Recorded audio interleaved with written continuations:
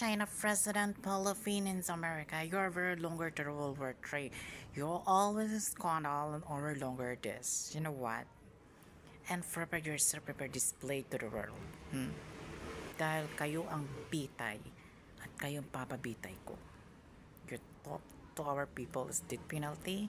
Mr. President for world politician, kayo ipapatay ko sa military forces, Navy. I want to argue to prepare for your command and before the order before your court. Paano pag hindi sumunod ang mga leader ng command? In the government war, in you, prosecutors. Saan kayo pupunta, Mr. President? All politician. Mamamatay kayo. Kung ako nga military, kahit dakdakan ako ng president, hindi ko siya susundin. Walang pakalang kung hindi ako nasisulduhan. Who knows? Work is expired. But personal about, death, whatever, longer to fray in this blood world for exhibition, to our sacrifice in others, for bold, for war nation. Oh, who you are? Are you there, Mr. Satan? Kaya ikaw, China, umpisahan mo ng war sa Philippines Sea. Dahil napakatagal na ito, 2015 pa itong iskandal nyo. Diyos ko naman, Philippines, America, natapos ng lahat ng war ng Israel, Jerusalem, Palestine, Hamas, Gaza, Ukraine, and Russia. Kayo hindi pa kayo natatapos? Iskandal kayo ng iskandal for war in Asia Pacific to China and Philippines Sea na hindi matapos-tapos. Mamamatay na kayo sa katandaan. Hindi nyo pa nasusurvive yan. You know what?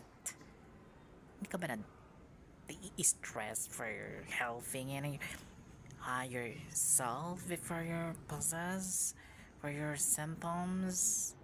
And doctors always help you. Old people, pagamot ka ng pagamot sa doktor.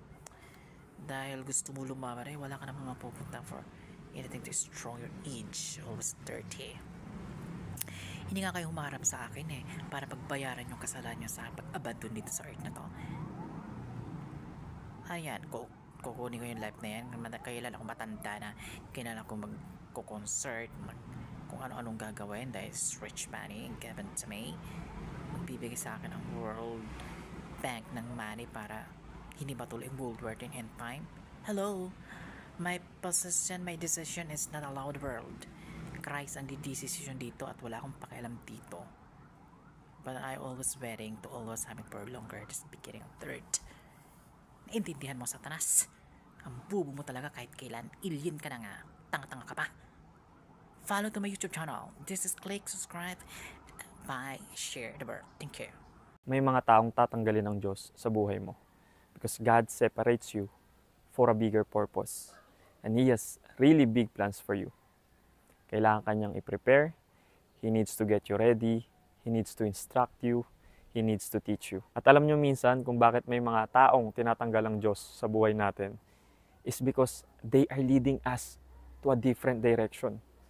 Or when we are holding on to these friendships, we find ourselves in the same situation again and again na hindi mo na naririnig yung will ni God para sa iyo. And you ended up in the same exact place because of those friendships. Kaya madalas, ang gusto ituro ng Diyos sa atin, mag-consult tayo sa Kanya sa lahat ng bagay. Like, okay God, you pick my friends. I-lead niyo po ako sa mga taong dapat kasama ko sa Christian walk ko. And I know it's not easy. Kasi dadaan talaga kayo sa time na mag-isa kayo kasi tatanggalin talaga ng Diyos ang lahat ng tao na dapat alisin sa buhay ninyo.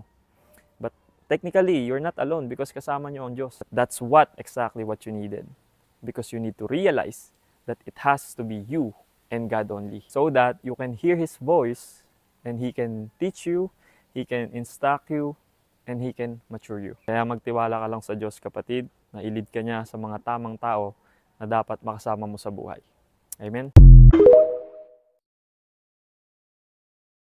Alam nyo ba ang tingin ng mga bangko sa maraming ipon ng mga tao? Walang kwenta. Bakit? Kasi sarili nyo lang iniisip nyo. Ipon kayo ng ipon, pero ang totoo, nakakasikip kayo lalo ng ekonomiya. Bakit? Kasi tulog yung pera nyo dun. Hindi nyo pinaiikot kaya marami lalong naghihirap. Kasi kanya-kanya tayong tago ng pera. Sa ekonomiyang ito, Paikot ng pera ang nagpapaginhawa sa maraming mamamayan. Kaya the more na marami tayong turuan na nag-iipon, the more na maghihirap ang bansang Pilipinas. The more na marami tayong turuan na magpaikot ng pera, maging tunay na negosyante, the more nagiginhawa ang bawat sikmura ng kapwa nating mga Pilipino. Maniwala kayo sa akin mga kasosyo, wala sa ipon ang tunay na kayamanan. Nasa mabilis na pag-ikot nito sa maraming mamamayan. Kung sino mga marunong magpaikot ng pera, yung magagaling magpaikot ng pera, gamit ang mga negosyong binubuo nila, yun ang binibigyan ng incentive ng mga bangko at ng gobyerno. Ini-inspire tayo ng bangko at ng gobyerno na magpaikot ng pera at hindi mag-save, hindi mag-ipon. Kung ang utak mo ay ipon ng ipon, hindi ka aasenso dyan. Kailan ka pa maging milyonaryo dyan? Pagbarya na lang yung milyon? Nasa pagpapaikot ang sikreto mga kasosyo, hindi sa pag-iipon. Naloko nila kayo kasi yung ipon nyo gusto lang nilang kunin at sipsipin. Hindi nyo kailangan mag-ipon. Kailangan nyo magpaikot ng pera. Kung sasabihin nyo na kailangan nyo muna mag-ipon bago magpaikot, pues walang kwenta yung utak nyo kasosyo. Hindi mo kailangan mag-ipon ng kahit magkano para magpaikot ng pera. Kung wala kang pera, yung ibang tao sa paligid mo may pera at kaya mo yung paikutin. Tigilan na ang pag-iipon. Lahat nasa iyo na. Nasa paligid mo lang lahat ng ibang kailangan mo. Hindi mo kailangan mag-ipon ng 1, 2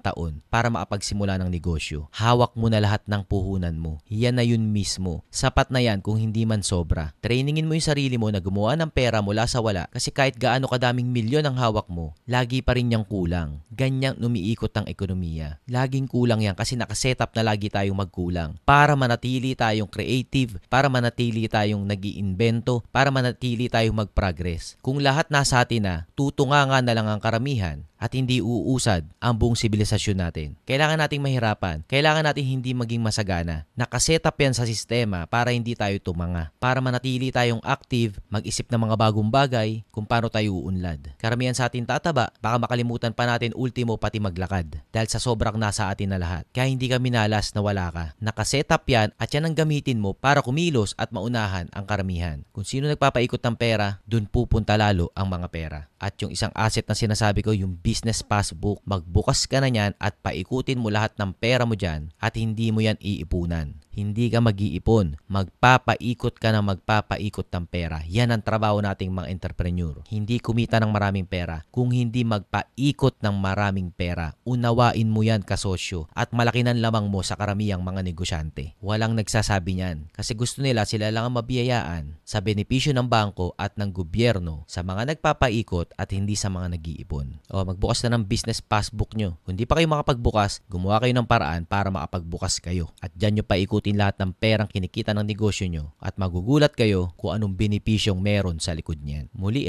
yung business account na nakapangalan sa negosyo nyo at hindi yung nakapangalan sa apelyido nyo.